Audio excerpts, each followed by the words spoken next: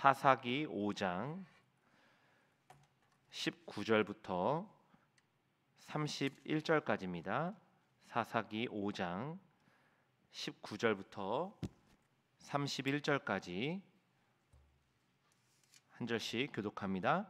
왕들이 와서 싸울 때에 가나안 왕들이 무깃도 물가 다안악에서 싸웠으나 은을 탈취하지 못하였도다.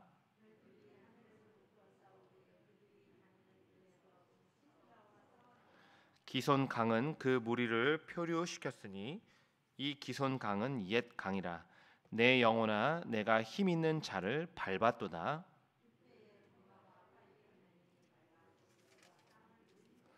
여호와의 사자의 말씀에 메로스를 저주하라. 너희가 거듭거듭 그 주민들을 저주할 것은 그들이 와서 여호와를 돕지 아니하며 여호와를 도와 용사를 치지 아니함이니라 하시도다.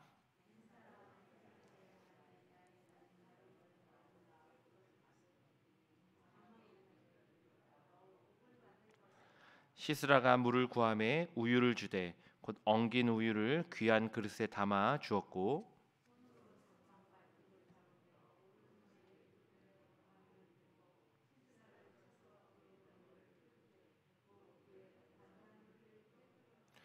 그가 그의 발 앞에 구부러지며 엎드러지고 쓰러졌고 그의 발 앞에 구부러져 엎드러져서 그 구부러진 곳에 엎드러져 죽었도다.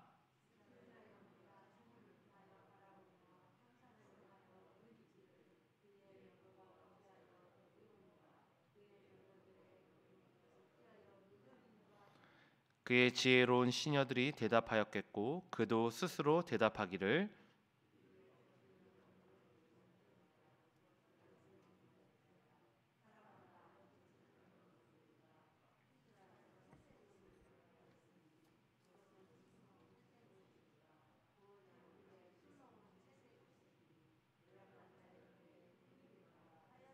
함께 봅니다.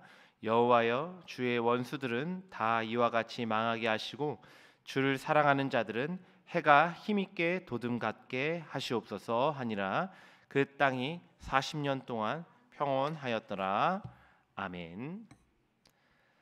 해처럼 빛나게 하소서라는 제목으로 말씀을 나누겠습니다. 오늘 본문은 어제 본문에 이어지는 드보라의 노래의 뒷부분이죠. 사사기 5장은 먼저 시스라와의 전쟁에서 승리하게 하신 하나님을 찬양합니다. 그리고 전쟁에 참여하지 않은 자들에게는 꾸짖음, 저주를, 또 전쟁에 참여한 자에게는 칭찬과 복을 선포하고 있습니다. 오늘 본문 20절은 시스라와의 전쟁에서 하나님의 이 초자연적인 개입과 역사가 있었음을 노래하고 있는데요. 별들이 하늘에서부터 싸우되 그들이 다니는 길에서 시스라와 싸웠도다.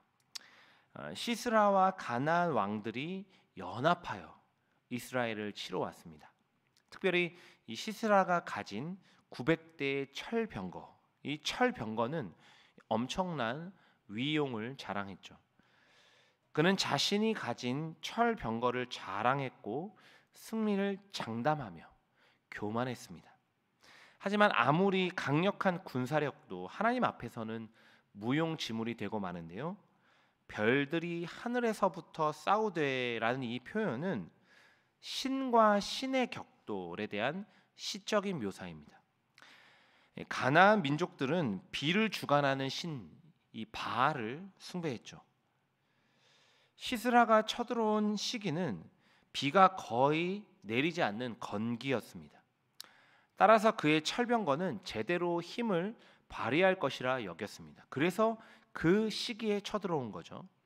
하지만 하나님은 건기에도 하늘에서 엄청난 양의 비를 내리시는데요. 폭우로 인해서 범람한 강물에 이 철병거가 진창에 빠지게 하십니다. 이는 시스라와 가나안 왕들이 의지하는 두 가지를 모두 철저하게 무너뜨린 이 하나님의 완벽한 승리인데요. 먼저는 그들의 믿는 신이죠. 곧 비를 주관하는 신, 풍요의 신 바알로부터의 완전한 승리입니다.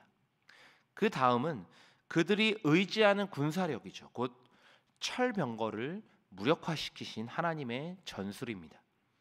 하나님은 비를 주관하는 신은 바알이 아니라 바로 나다라고 선포하시죠. 주님은 자신들의 군사력 곧 철병거를 자랑하며 교만했던 시스라와 가나안 왕들에게 폭우를 내리셔서 그 모두를 무용지물로 만드십니다. 오늘 우리도 항상 이 영적 전쟁 가운데 있음을 기억해야 하는데요. 오늘도 세상 사람들은 그들이 믿는 우상을 내세우고 그들이 가진 능력과 재물을 자랑합니다.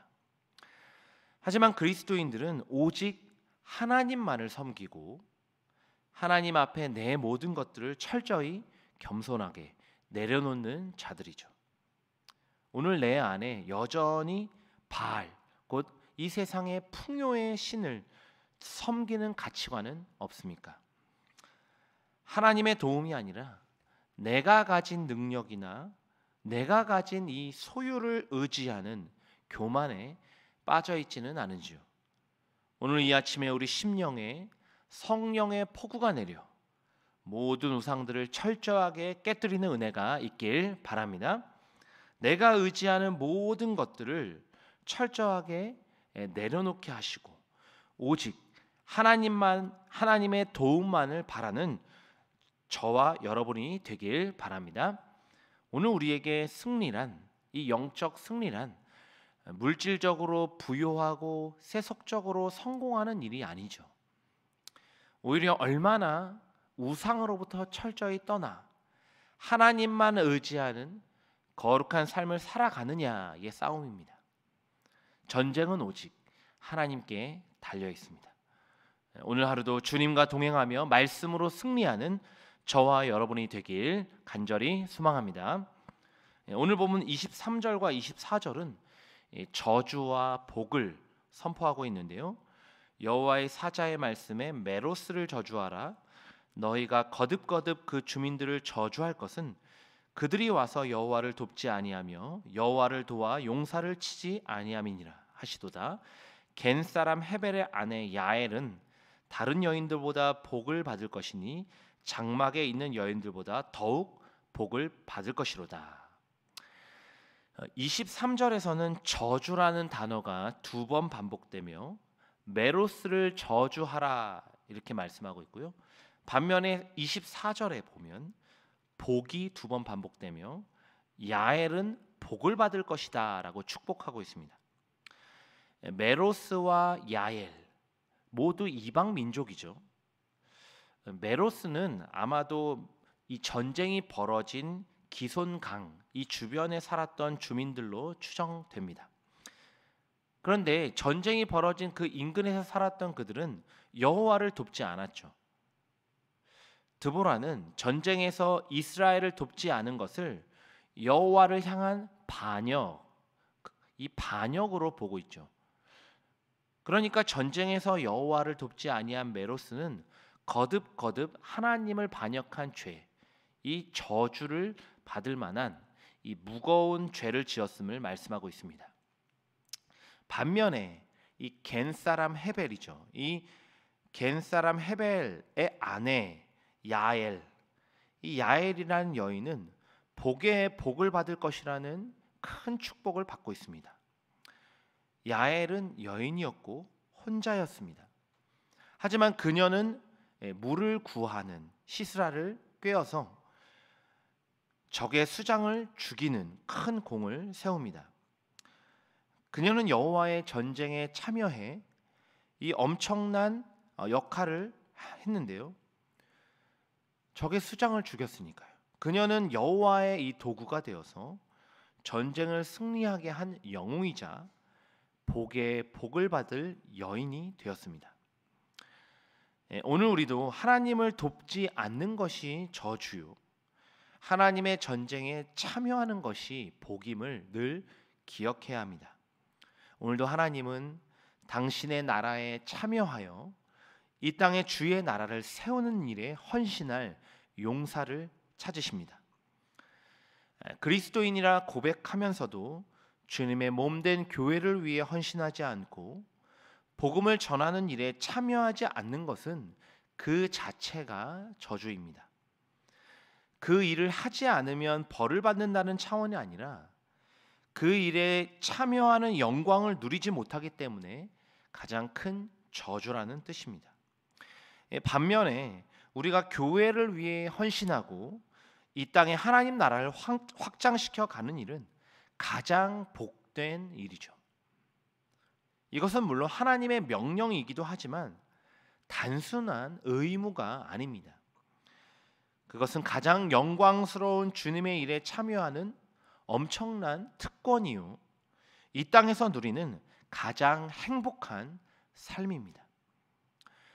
오늘 우리는 애굽의 노예가 아니라 하나님 나라의 자녀로 부름 받았습니다. 주의 자녀는 하나님이 기뻐하시는 일에 참여할 때 가장 큰 보람과 행복을 느끼는 자들이죠. 오늘 우리가 메로스가 아니라 야엘이 되길 바랍니다. 불행하고 능력 없는 삶이 아니라 행복하고 가치 있는 삶을 사시길 바랍니다. 바울처럼 온전히 하나님을 위한 헌신에서 삶의 가치를 찾는 저와 여러분이 되길 간절히 소망합니다.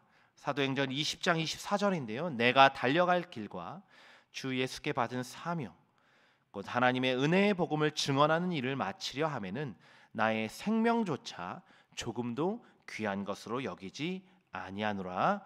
아멘. 끝으로 오늘 본문 31절은 주의 원수들과 주를 사랑하는 자들의 대조된 인생의 결과를 묘사합니다. 여호와여, 주의 원수들은 다 이와 같이 망하게 하시고 주를 사랑하는 자들은 해가 힘있게 도둠같게 하시옵소서 하니라. 드보라는 주의 원수들의 인생은 결국 망할 것이요, 주를 사랑하는 자들은 돋는 해처럼 빛날 것이다, 이렇게 노래하고 있습니다. 이 망하다라고 번역된 단어는 죽음과 소멸을 뜻합니다. 반면에 해가 도듬, 이 도듬이라는 것은 앞으로 나아감, 나타냄, 이런 뜻입니다. 오늘 우리는 모두 주님을 사랑하는 자들이죠. 사랑은 반드시 행함을 수반합니다. 오늘 우리가 주의 일에 참여하며 교회와 복음의 사명에 충성할 때 우리 삶이 어두운 이 시대를 비추는 빛으로 쓰임 받게 될 줄 믿습니다.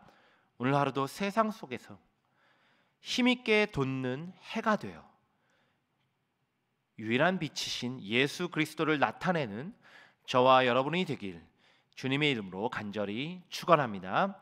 기도하겠습니다. 하나님 아버지,